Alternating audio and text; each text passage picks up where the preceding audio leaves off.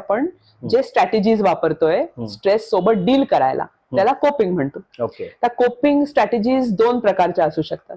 एक तर अडॅप्टिव्ह म्हणजे चांगल्या हेल्दी स्ट्रॅटेजीज, आणि दुसरं म्हणजे मॅल अडॅप्टिव्ह म्हणजे चुकीच्या स्ट्रॅटेजीज. अडॅप्टिव्ह स्ट्रॅटेजीज म्हणजे आपल्याला खूप ताणतणाव आला तर प्रॉब्लेम सॉल्व्हिंग करणं, की काय बरं एखादा मॅथ्स प्रॉब्लेम असतो तसं, की आपण शाळेत आपल्याला सुटत नाही तो एखादा प्रॉब्लेम, तर आपण वेगळ्या वेगळ्या पद्धतीने तो प्रॉब्लेम सोडवायचा प्रयत्न करतो.